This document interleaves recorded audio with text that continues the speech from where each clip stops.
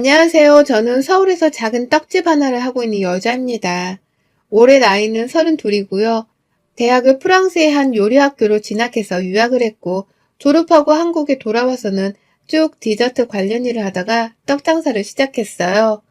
떡집 사장으로 불리운 지는 어느덧 4년 가까이가 되었고요. 제 직업이 남들 보기에 그렇게 잘나 보이는 직업이 아닐지는 모르겠지만, 저는 제 직업에 프라이드를 가지고 사는 사람이었습니다. 요리하는 게 너무 좋아서 대학도 그쪽으로 진학을 한 거였고, 돌아와서도 쭉 만들고 먹고 꾸미면서 저 좋아하는 걸 업으로 삼고 살 수 있어서 오히려 운이 좋은 인생이라 생각을 하며 살았어요. 게다가 저는 장사를 하면서 이윤을 얻는 것에 그리 큰 스트레스를 받지 않고 살아도 되었거든요. 제가 장사를 하고 있는 가게가 들어선 건물이 바로 저희 부모님 소유의 건물이었기 때문입니다.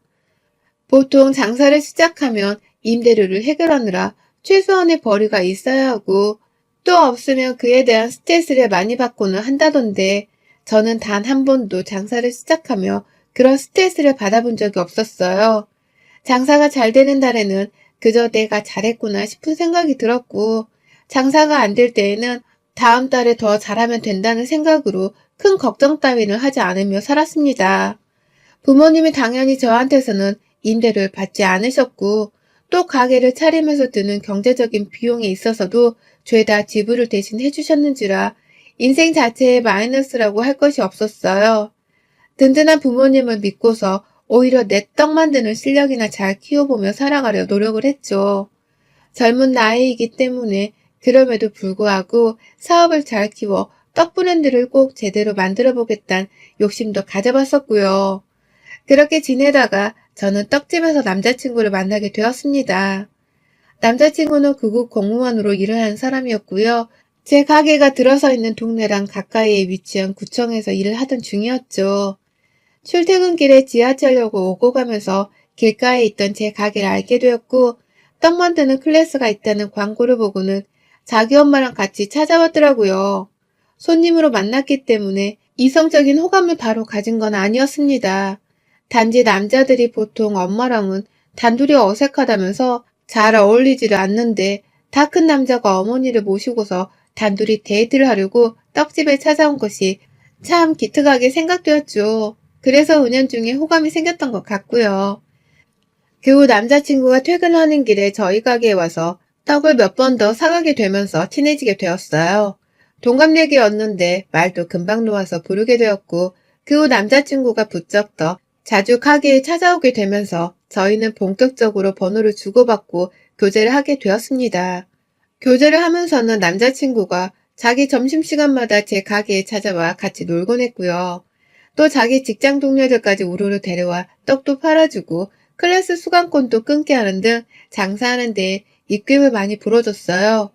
손님 호객 행위가 장사를 하면서는 생각보다 쉽지가 않은 일이고 여러 가지 매체를 통해서 마케팅을 해야만 가능한 일이었는데 남자친구 덕분에 기분 좋게 손님들을 더 끌어올 수 있었답니다. 그런 남친을 보는 제 눈에서는 자연스레 꿀이 떨어졌고 남자친구도 떡 하나 더 얻어먹으면서 늘 재밌어 했어요. 그러다가 저희가 결혼을 결심하게 되었어요. 코로나 때문에 큰 결혼식은 애초에 치르기를 포기한 채로 간단하게 친인척들만 불러서 어떻게든 결혼을 해보려 했습니다. 늘 빨리 결혼해서 안정적인 가정을 이루고 살라며 저희 부모님께서도 은근히 재촉을 많이 하셨는데요. 바로 건물 앞에 있는 구청에서 일한 건실한 공무원 청년이라고 하니 만족을 하시더라고요. 남자가 너무 잘난 직업을 가져도 부담스럽고 또 돈은 우리 집에 많이 있으니 그저 사람만 좋은 상대이면 누구든 좋다면서 허락을 하셨습니다. 그 후 얼마 지나지 않아서 부모님이 제 떡집에 찾아오셨다가 퇴근길에 지나가는 남친이랑 우연찮게 마주치게 되었는데 얼굴을 직접 보고 나서는 더 좋아를 하셨어요. 사람이 잘 웃는 상인 것 같아서 보기 편안하다고 말이죠. 그렇게 저희 부모님은 서울 바닥에 건물을 2채나 가지고 계시고 또 사회적인 지위까지 더해서 모든 면에서 상당히 잘나신 분들이었는데도 구급 공무원인 제 남자친구를 선뜻 받아주셨습니다. 그런 저희 부모님 모습에 저도 재차 우리 부모님을 존경하는 계기가 되었고 기분 좋은 마음으로 결혼을 준비했어요. 미룰 게 없다고 생각이 되어서 바로 남친네 집으로도 인사를 드리러 갔습니다. 제가 직접 만든 떡 케이크랑 유학 시절 배운 베이킹, 그리고 와인을 준비해서 갔습니다. 그런데 저희 부모님과는 달리 남친의 부모님께서는 저를 좀 떨떠름해 하시는 눈치였어요. 제가 어디 가서 눈치는 좀 빠르단 소리를 자주 듣는 편인데요. 제가 만들어 온 떡을 열어서 보여드리자마자 목 막히게 이걸 이렇게 많이 만들어 왔어? 라고 하시더라고요. 전 솔직히 고맙다는 말 한마디라도 감사히 하려고 했는데 예상치 못한 말씀을 해대니 좀 당황스러웠습니다. 옆에서 남친은 직접 만들어 온 건데 왜 그러냐면서 한번 먹어보라고 한 입 건네드리기까지 했는데요. 그 당시 어머님은 그걸 억지로 한 입 베어 무시더니만 맛은 좋네 라며 억지로 대답을 하시더라고요. 다 억지로 하는 말씀이라는 게 제 눈에는 다 느껴졌어요. 아주 잠깐 내가 이 결혼을 하는 것에 대해서 다시금 생각을 해봐야겠다고 싶었지만 다행히 그날 그 일을 겪은 후로는 딱히 불만을 가질 만한 일이 없었습니다. 남친이 아주 적극적으로 저와 AB 시부모님 사이에서 대화를 이끌어주면서 분위기를 잘 이어갔고, 그러자 시어머니도 더는 제게 안 해도 될 말을 하는 신뢰를 범하진 않으셨거든요. 그저 재밌는 대화를 주고받듯이 서로 남친의 말에 웃다가 눈이 마주치곤 했고, 어색하긴 했지만 뭐 다 그런 식으로 시부모를 알아가는 게 아닌가 싶었습니다. 다음번엔 좀 더 모두가 좋아할 수 있을 만한 선물을 사서는 센스 있게 찾아뵈야겠다는 다짐을 했었던 것 같아요. 그렇게 저희는 양가 부모님께 결혼하란 허락도 정식으로 받았고요. 상견례도 무사히 잘 끝냈습니다. 시어머니께서는 생각보다 굉장히 과묵한 분이신지 말씀이 늘 많이 없으셔서 저도 그 부분을 충분히 배려해드리려고 노력을 했어요. 억지로 말을 붙이면서 다가가면 오히려 역효과가 날 것 같아서 최대한 어머님 옆에서 같이 과묵한적 예의를 갖춰가면서 대화의 자리를 만들곤 했답니다. 상견례 때도 마찬가지였으나 저희 엄마도 낯을 많이 가리시는 분이셔서 말씀을 많이 하지 않으셨기 때문에 딱히 안 좋아 보이는 건 없었어요. 양가 집안의 아버님과 저희 커플이 나서서 대화를 주로 많이 이끌었죠. 그렇게 결혼 준비를 하면서 저희 커플은 당시 제가 자취를 하고 있던 집에서 함께 살다가 같이 새 집으로 이사를 들어갈 계획을 세웠습니다. 남친은 당시 시부모님이랑 같이 지내는 중이었고, 저는 따로 집에서 독립을 한 채로 가게 근처에 있는 오피스텔을 얻어서 살던 중이었거든요. 방이 하나가 따로 있는 조그마한 스튜디오 형식의 집이었는데 둘이 사는 데에는 부족함이 없을 만한 크기였고, 그래서 남친도 한두 번 와보더니 임시로 살기 괜찮다면서 바로 승낙을 해줬습니다. 그런데 그 소식을 들은 시어머니가 결혼식 치르기 일주일 전에 전화를 해오셨어요. 집은 제 자취방에서 살다가 이사를 나갈 때 저희 친정에서 도움을 주기로 해서 천천히 구하려고 했거든요. 다만 남친한테는 저희 부모님이 건물 두 채가 있다는 것, 그리고 제 가게가 있는 건물도 우리 부모님 건물이라는 것을 다 말하긴 했어요. 그런데 시부모님이 돈 때문에 위축되실까 싶었는지 남친이 그 사실은 자기 부모님한테 말을 하지 않는 게 좋겠다고 하더라고요. 그래서 저도 알겠다고 합의를 하고서는 시부모님께 따로 집을 구하는 문제에 대해서는 돈 얘기를 먼저 꺼내지 않았습니다. 그냥 우리 두 사람이 모아놓은 돈으로 충분히 해결이 가능하다며 둘러대 말씀을 드렸죠. 그런데 시어머니가 그것에 대해서 속으로 내내 불만을 가지고 있었나 보더라고요. 자식들이 알아서 집을 구하겠다고 했는데도 뭐가 그리 걸리는지 저한테 결혼 전에 한마디를 해야겠다며 전화를 하셨어요. 요즘 세상 물정을 잘 모른다면서 전세를 구할 거면 결혼 전에 빨리 구해야지 왜 자취방으로 먼저 들어가 살다가 나중에 전셋집을 구하려고 하냐면서 따지더라고요. 막 혼내는 건 아니었지만 말투가 딱 한 번 말을 하면 재빨리 알아들으라는 식이었습니다. 그렇게 말씀하시더니만 막판에는 그러더라고요. 혹시 너 니네 자취방에서 아예 눌러살게 하려고 거짓말을 한 건 아니지? 모아놓은 돈도 없으면서 괜히 우리 아들이랑 결혼하고 싶어서 나중에라도 전셋집으로 가자는 거짓말을 한 건 아니지? 라고 말입니다.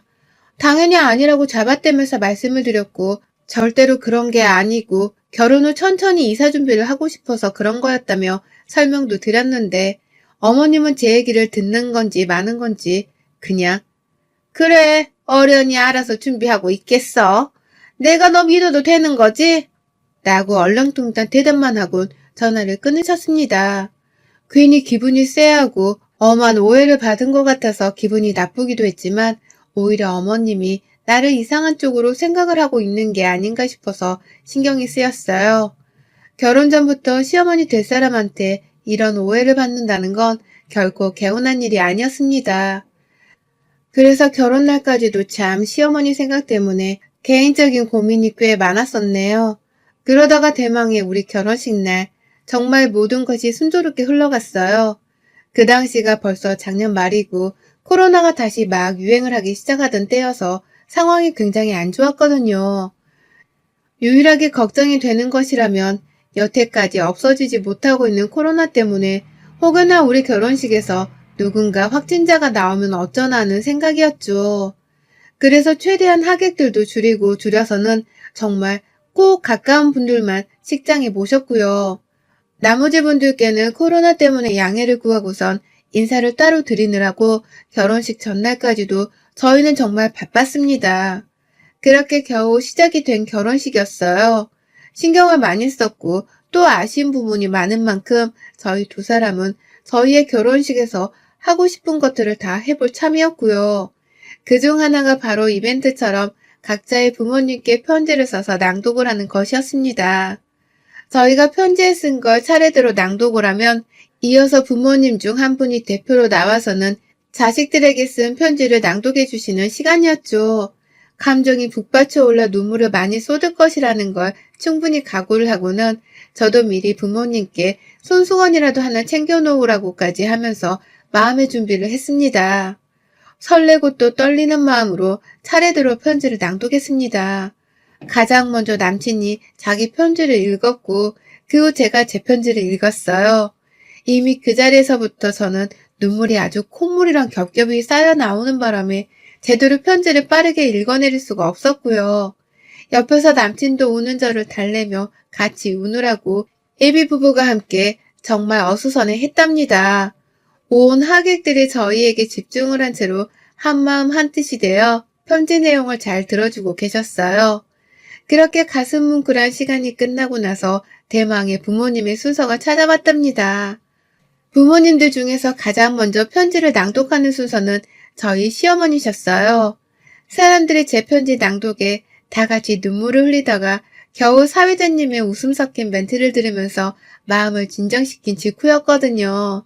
그래서 아주 훈훈하고 따뜻한 마음으로 시어머니의 편지를 들어보고자 했죠. 그런데 시어머니의 편지 낭독이 시작되자마자 결혼식장의 분위기는 정반대로 변해버리고야 말았습니다. 여전히 부모님께 편지를 읽어드리며 쏟던 눈물이 제대로 멈추질 않았던 저였는데 시어머니의 편지를 듣고 나서는 그 눈물들이 싹 다 들어가서는 아주 촘촘하게 메말라버릴 정도였어요. 그 정도로 시어머니의 편지 내용은 정말 충격적이고도 믿기지가 않았습니다. 시어머니의 편지 내용은 정확히 다 기억이 나지는 않지만 대충 기억을 떠올려보면 이런 식이었어요. 우리 아들이 9급 공무원이라는 타이틀을 가지고 있음에도 떡집이나 하면서 생계를 이어가고 있는 너한테 장가를 보내려 하니 가슴이 아프다. 내 아들이 널 그만큼 좋아하기 때문에 조건이나 배경을 다 포기하고 장가를 가겠다고 한 거니까 배려를 해주려 한다. 그러니 며느리가 되어 들어온 이상 내 아들을 하늘보도 섬기고 지아비한테 최선을 다하며 살아라. 시부모한테는 부모의 도리만 지키되 남편한테도 부모 모시듯 깍듯이 대해라. 라는 식 말입니다. 듣다 시어머니의 그 말 한마디들이 너무 기가 막혀서 저의 눈물이 아주 쏙 들어가 버렸고요. 몇 없는 하객들이었지만 사람들이 보는 앞에서 나를 향한 남친보다도 조건이나 배경이 모자란다는 말을 저리 직접적으로 내뱉으며 돌려가게 한 시어머니의 말씀이 치가 떨렸어요. 나도 이런데 우리 부모님께서는 지금 심정이 오죽하실까 싶어서 괜히 부모님께 죄송스러워 얼굴도 제대로 쳐다보지를 못하겠더라고요. 남친도 편지를 듣다 사람들 앞에서 이런 식의 편지 낭독은 아닌 것 같다며 괜히 사회자인 자기 친구를 보면서 멋쩍어 했고요. 남친 쪽 하객들의 반응까지는 잘 모르겠는데 저희 쪽 하객들 사이에서는 못 들어주겠다 싶었는지 막 헛기침도 하고 헐 하는 소리도 들려왔어요. 하지만 그 와중에도 마이크를 잡은 시어머니의 편지 낭독은 끝나질 않았고요. 시어머니는 계속해서 저에게 남친은 하늘 우러러보듯이 섬기고 살라는 말씀만을 덕담이라며 해대셨습니다. 이 결혼식장에서 아직 완전히 가족이 되지도 않은 예비 며느리와 예비 사돈 부부를 향한 아주 적나라한 망신주기를 시전하신 겁니다. 기분이 너무 나쁜데 이걸 어찌 해결해야 할지 알 수 없었어요. 얼떨결에 시어머니 낭독이 끝이 났고 바로 그 뒤를 이어서 저희 엄마가 편지 낭독을 할 차례가 왔습니다. 시어머니는 보란듯이 마이크를 저희 엄마한테 다가가 넘겨주시더라고요. 그런데 그 순간 저희 엄마는 저를 한번 쓱 보더니 뭔가 결의에 찬 듯이 입술을 꽉 깨무셨어요. 그리고는 시어머니의 손에서 마이크를 낚아채듯이 확 잡아서는 제 바로 앞 단상까지 올라오셨습니다. 그리고는 남친이랑 팔짱을 낀 채로 얼어붙어 있는 제 손을 잡아 빼시더라고요. 남친에게서 팔짱을 더는 끼고 있지 말라는 식으로 확 말이죠. 엄마의 손에 이끌려 엉겹결에 드레스를 입은 채로 엄마의 옆에 섰어요. 한마디로 친정엄마를 가운데에 둔 채 남친이랑 제가 갈라서서 서 있게 된 것이었습니다. 속으로 우리 엄마의 기분이 지금 굉장히 안 좋으신가 보다 싶어서 안절부절했어요. 이러다가 엄마가 마이크를 잡고서 시어머니한테 욕이라도 한 사발 날리며 결혼식장을 싸움판으로 만드시면 어쩌나 싶었던 겁니다. 엄마의 눈치를 계속 살살 보면서 옆에서 엄마 팔뚝을 잡은 채로 괜히 엄마 진정하자. 나 괜찮아. 라면서 위로를 해드리고 있었는데 엄마가 마이크를 잡은 채로 저한테 말씀을 하셨어요. 너 괜찮아? 난 안 괜찮아. 라고 말이죠. 엄마의 외침이 마이크를 통해서 온 식장 안에 전해진 바람에 하객들로부터 저희 커플까지도 순식간에 침묵으로 일동 엄마를 바라봤어요. 그러자 엄마는 조용해진 식장 분위기가 마음에 든다는 듯이 이제 제가 좀 얘기를 할게요. 예비 사돈께서 방금 하신 말을 아주 감명 깊게 들었습니다. 예비 사돈께서 우리 딸이 뭐가 마음에 안 드셨는지는 모르겠지만 나는 우리 딸이 모자라고 부족한 결혼을 한다고 생각해 본 적이 단 한 번도 없어요. 근데도 조건이나 배경이 부족하다고 이렇게 친히 사람들 앞에서 말씀을 해주시니 그 말씀 충분히 받아들이고 내 딸의 배경이나 조건을 좀 더 키워줘야겠다는 생각이 들었네요. 그런 의미에서 이 결혼은 그냥 없던 걸로 하겠습니다. 먼 길 와주신 하객 여러분들 오늘 받은 축의금 다 돌려드리겠습니다. 그래도 우리가 정성스럽게 식사는 준비해놨으니 맛있게 드시고 가셨으면 합니다. 다시 한번 말씀드립니다. 이 결혼은 없던 걸로 하겠으니 이 결혼식은 지금부터 무효입니다. 자리를 빛내주신 하객 여러분들께 다시 한번 감사드립니다. 라며 순식간에 이 결혼을 무효로 하겠다는 말씀을 온 식장 안에서 마이크에 대고 공표를 하셨어요. 순식간에 결혼이 무효가 되었고 저랑 남친은 이대로 더 이상 결혼을 하지 못하는 남남이 다시 되어버렸어요. 남친은 순간 이게 어떻게 이럴 수가 있는 거냐면서 저희 엄마한테 사죄를 했다가 시어머니를 저희 엄마 앞에까지 데리고 와서는 아까 낭독한 편지에 대해서 사과를 하라며 닥달을 했어요. 시어머니는 그걸 또 내가 왜? 라고 하며 끝까지 사과를 안 하겠다 고집을 부리셨고 자존심이 상한 건지 무슨 결혼을 이렇게 부침개 뒤집듯이 했다가 안 했다고 할 수가 있는 겁니까? 누구 마음대로 결혼이 무효라는 거야? 누구 마음대로 축의금을 다 돌려준다고 하는 거예요. 라면서 막 잡아떼셨어요. 그 와중에 우리 친정아버지 엄마의 말에 당장 따르기라도 하겠다는 건지 축의금 모아둔 걸 바로 가져오셔서는 그걸 저희 쪽 하객들한테 이미 나눠주고 계셨어요.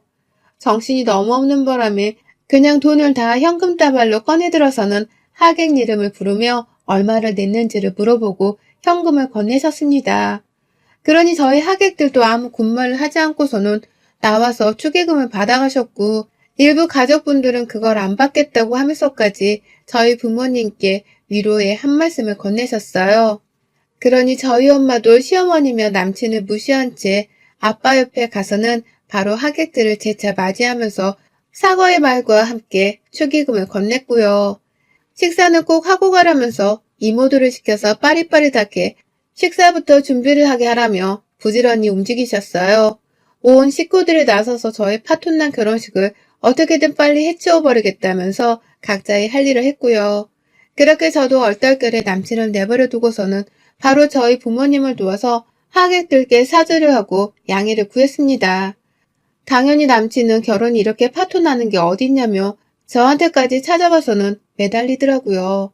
시어머니가 두 눈을 똑바로 뜨고서는 보고 있었음에도 불구하고 남친은 저랑 이대로 헤어지기가 싫다는 듯이 양복을 입은 채 무릎까지 꿇고서는 매달렸어요. 하객들이 아직 다 빠져나가지도 않은 상태였는데 마지막 자존심이고 뭐고 다 구겨버린 채로 제게 매달린 겁니다. 하지만 그쯤 되니 저도 남친이 다르게 보였어요.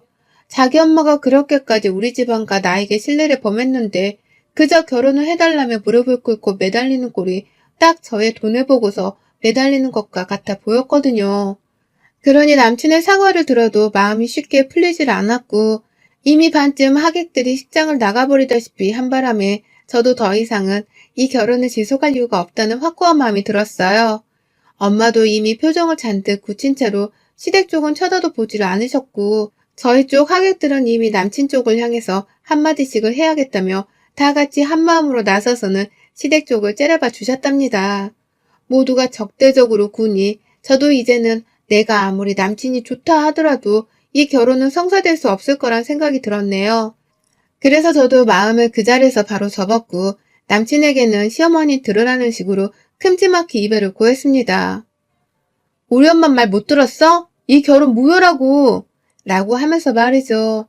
그리고서 저희 부모님을 모시고는 식장을 빠져나가는 때에 저를 대신해서 저희 친척 언니랑 동생이 마지막까지 식장에 남아있었거든요. 손님들을 마지막까지 다 내보내는 것을 도와주겠다고 말이죠. 그래서 저도 친척들한테 맡기고서는 일단 급하다며 엄마랑 아빠 손을 잡고서는 식장을 빠져나와 한숨을 골랐어요. 옷부터 빨리 갈아입고서 이 더러운 기분을 치워버리겠다며 난리를 피우는 그때에 친척 언니랑 동생이 막 깔깔거리면서 욕을 하고 오더라고요. 그러면서 한다는 말이 야, 니네 시어머니? 아니, 니네 전남친 엄마 지금 아주 너 찾고 난리다. 네 전남친이 너 건물주 딸이라고. 너 장사하는 가게 건물도 다 부모님 건물에서 공짜로 세내고 장사하는 거라며 말하니까 저 아줌마 지금 너한테 사과하려고 너 찾고 난리도 아니야. 건물주 딸인 걸 왜 이제 말했냐면서 네 전남친 등짝을 후려때리고 욕하고 자기 혼자 분해서는 네 이름을 외치면서 목 놓아 부르는데 진짜 못 봐주겠다. 뭐 저런 집구석이 다 있냐? 잘 헤어진 거야. 이모 잘했어요. 지금 저쪽 하객들도 우리랑 한마음 한뜻으로 저 아줌마 욕한다고 밖에서 난리도 아니에요. 라고 하더라고요.